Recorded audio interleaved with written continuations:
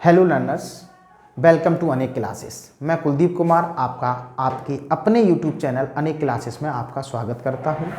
आपकी math series झिंगा लाला का डे 3 है और उसमें हम लोग क्वेश्चंस की प्रैक्टिस कर रहे हैं। बच्चे कमेंट कर रहे थे कि इसका नाम झिंगा लाला क्यों रखा, तो मैं आपसे कहूँ अगर इस सीरीज को लगा डाला तो मैथ्स होगा झिंगा लाला। इस बिहेव पर मैंने इसका नाम रखा झिंगा लाला। चलिए कोई बात नहीं, क्वेश्चन की तरफ मूव करते हैं। वो पहला क्वेश्चन क्या कहता है इसको समझिए। यदि गोले का पृष्ठीय क्षेत्रफल 386 सेंटीमीटर दे रखा है बेटा, एक इसमें एरर है। हमेशा देखेंगे जब भी क्षेत्रफल की बात होगी तो इसकी जो यूनिट होती है वो स्क्वायर में होगी, तो यहाँ पे प्रिंटिंग एरर है, स्क्वायर होगा। तो गोले का आयतन बता दीजिए। देखिए गोले का जो पृष्ठीय क्षेत्रफल होता है वो होता है 4πr²। पृष्ठीय क्षेत्रफल जो आपका होता है वो होता है बेटा 4πr²। ठीक है, कोई दिक्कत नहीं है। इसकी वैल्यू आपको दे रखी है 1386। आपसे वॉल्यूम पूछ रहा है, आयतन पूछ रहा है, ये होता है 4/3 πr³। ठीक है, मैं इसको यहाँ से कुछ यूज करना चाहता हूँ। मैं इसको इस वाली बात को इसके यूज में लिखने की कोशिश करूँगा, तो ये होगा 4/3 πr² r। अगर आप गौर करें तो ये वाली वैल्यू, इतनी वैल्यू आपको गिवन है 1386। ये हमने कह दिया 1386/3 r। इतनी सी बात। अब जैसे ही आप r निकाल लेंगे आपके पास वॉल्यूम आ जाएगा। मैं r निकालता हूँ। 4 × 22/7 × r² = 1386।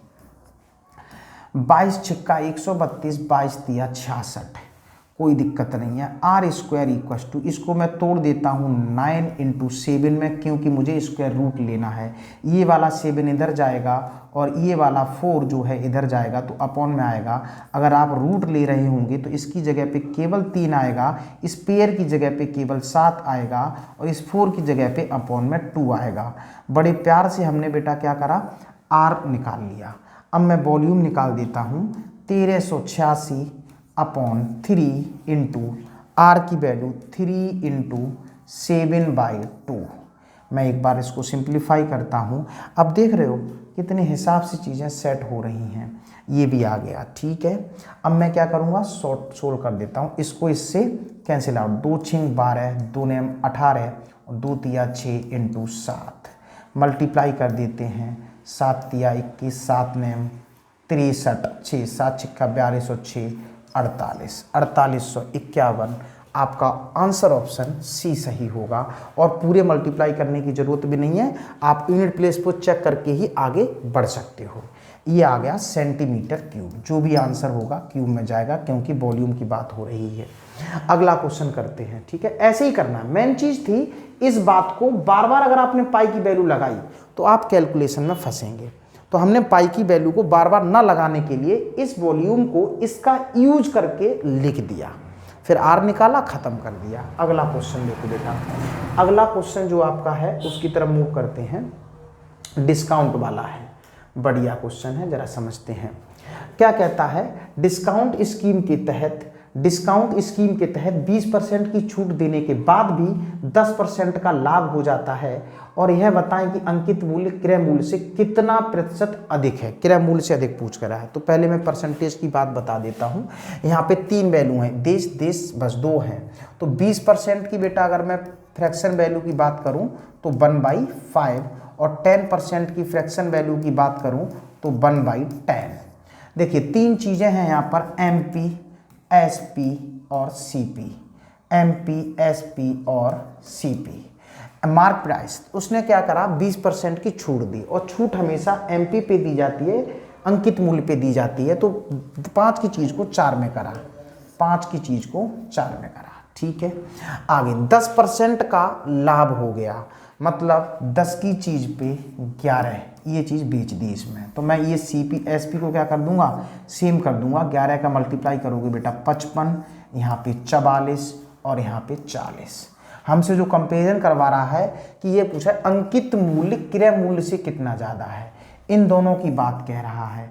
तो मैं इसको बड़े प्यार से रेशियो में लिख दूंगा 55:40। 5 से काटो 11, ये आ गया 8।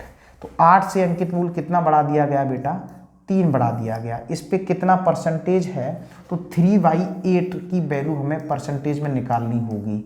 ठीक है, अगर मैं बेटा आपसे कहूँ 1/8 की परसेंटेज वैल्यू होती है 12.5, तो बेटा 3/8 की परसेंटेज वैल्यू होगी 37.5%।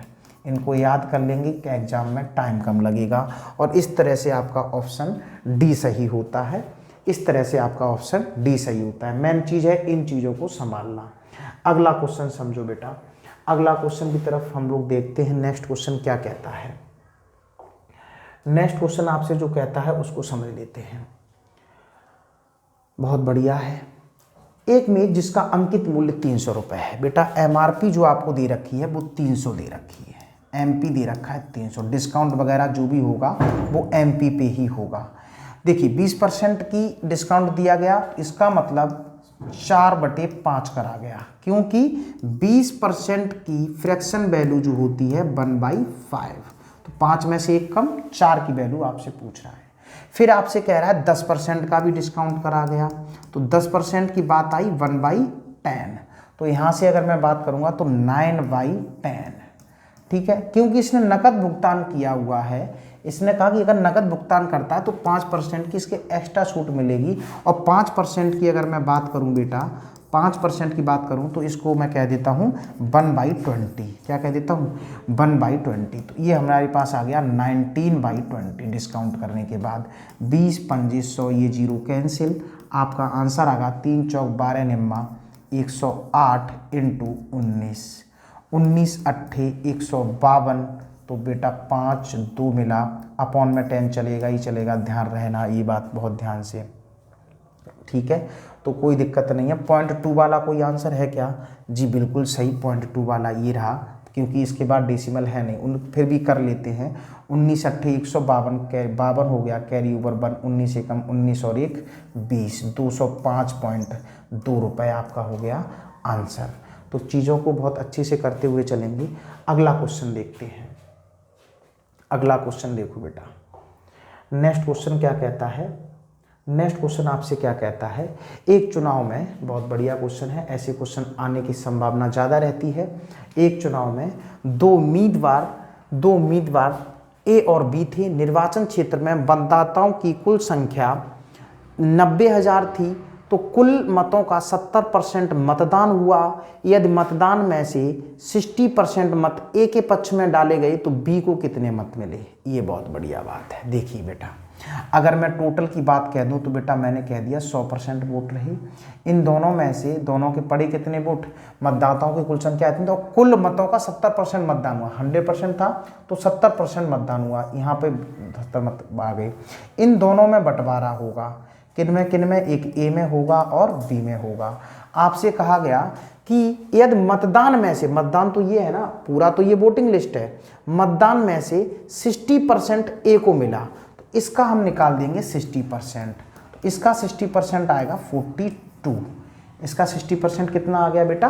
42। तो 70 में से 42 चले गए तो बी को कितने मिल गए? तो यार ये 8 और ये 28 मिल गए। कितने मिल गए? 28% वोट यहाँ पे आ गए। अब आपसे क्या कहता है? ए के पक्ष में डाले गए, ठीक है, तो बी को कितने मिले? यार 28 की वैल्यू हमसे पूछ रहा है। किसकी वैल्यू पूछ रहा है? 28 की। 100 की वैल्यू आपको गिवन है। टोटल वोट कितने थे? 90,000। तो अगर मैं इसकी मल्टीप्लाई की बात करूं तो बेटा यहाँ पर कितने का मल्टीप्लाई हो रहा होगा? 900 का मल्टीप्लाई हो रहा है। देख लो बेटा, 1 2 3 4 सही है। तो मैंने इसमें क्या कर दूंगा? 900 का मल्टीप्लाई कर दूंगा। ठीक है, आपका आंसर जो होगा 00 9 8 72। 2 वाला कौन सा है? 2 वाला ये रहा, मुझे लगता है। फिर भी चेक कर लेते हैं। 9 8 72, कैरी ओवर 7, 9 दूनी 18 और 7 25, 25,200 वोट बी को मिल गए हैं बड़े प्यार से। और ये हार गया है, ये हार गया है भाई। नेक्स्ट करते हैं अगला क्वेश्चन। अगला क्वेश्चन क्या है? नेक्स्ट की तरफ मूव करें। बहुत बढ़िया, ये क्वेश्चन देखते हैं क्या कहता है। पेट्रोल की कीमत 90 रुपये प्रति लीटर से बढ़कर के 96.5 प्रति लीटर कर दी गई। पेट्रोल की कीमत में कितने प्रतिशत की वृद्धि हुई? बहुत सिंपल क्वेश्चन बना दिया। मुझे नहीं पता क्यों बनाया ऐसा, 92 से 96.5 बढ़ा दी गई तो बेटा कितनी बढ़ गई? 4.5 किस पर? 92 पर इंटू 100। ये वाला क्वेश्चन मैं पूरा सोल्व नहीं करूँगा, ये आपके होमवर्क की बात है, इतना करेंगे। सही है, इतना सरल क्वेश्चन आया गया, कोई बात नहीं, हमारी टीम ने जो क्वेश्चन डाला उसे पता नहीं होगा। नेक्स्ट क्वेश्चन करते हैं। अगला क्वेश्चन क्या कहता है? अगला क्वेश्चन है दो संख्याओं का लघुत्तम समापवर्ती और महत्तम समापवर्तक 3 और 18 है, यदि उनमें से एक 9 है तो दूसरी संख्या। हमेशा याद रखेंगे बेटा, पहली संख्या, ये भी मजाक कर देता कभी कभी, समझ रहे हो, मजाक ये नहीं कर रहा है। चलिए, हमेशा याद रखेंगे बेटा कि अगर मैं आपसे कहूँ जब भी दो संख्याओं हैं, दोनों संख्याओं का जो गुणनफल होता है उनके HCF और एलसीएम के मल्टीप्लाई के बराबर होता है। इनमें से एक संख्या आपको 9 बताई, दूसरी पूछा है तो दूसरी तो यहाँ पे रही होगी, पहली नीचे आएगी, पहली नीचे आ गई। एचसीएफ कितना बताया इनका? 1 बता दिया 3 और एलसीएम बता दिया 18, तो पहली संख्या थी कितनी? उसमें से 9 बता दी, तो कैंसिल आउट करो, आंसर आ गया 6। आंसर ऑप्शन डी सही हो गया। बढ़िया क्वेश्चन डाले हैं, कोई दिक्कत नहीं है, क्योंकि इसमें बार बार अगर रिपीट हो रहा है पैटर्न सेम क्वेश्चन का, इसका मतलब वो क्वेश्चन आपके एग्जाम में अकरेंस ज़्यादा है, वो बार बार आने की संभावना है, तो इसका मतलब सही चीज़ चल रही है। नेक्स्ट क्वेश्चन करते हैं। अगला क्वेश्चन क्या है इसको समझते हैं। एक समलंब चतुर्भुज, ओ तेरे की समलंब चतुर्भुज आ गया। एक समलंब चतुर्भुज के समांतर भुजाओं की लंबाई का अनुपात 3:2 है। इनके बीच की न्यूनतम दूरी 15 सेंटीमीटर है। यदि समलंब चतुर्भुज का क्षेत्रफल इतना है तो समांतर भुजाओं की लंबाई का अंतर बता दीजिए। अंतर बता दीजिए। अंतर देखो ये अनुपात है तो एक जो भी रही होगी वो निकाल के चलेंगे। एक बार समांतर वो समलंब चतुर्भुज मैं आपको बना के दिखाता हूँ, आप खुश हो जाएंगे। मेरी आर्ट बहुत बढ़िया है, ठीक है। मैथ वाले टीचर की आर्ट बहुत बढ़िया होती है, कभी कभी होती है, हमेशा नहीं होती। ABCD, उन्हें मैथ के ही फिगर अच्छे आते हैं। देखिए बेटा, इनकी जो समांतर भुजाओं की रेशियो दे रखा है 3:2। मैं जानबूझ के x इसलिए बता रहा हूँ कि चीज़ें बिल्कुल क्लियर हो जाएं। इनके बीच की न्यूनतम दूरी का मतलब होता है पैरेलल लाइन के बीच, समांतर रेखाओं के बीच की परपेंडिकुलर डिस्टेंस, लंबवत दूरी। तो इनकी लंबवत दूरी जो है वो ये रही, ये वाली। ये कितनी बता दी गई आपको?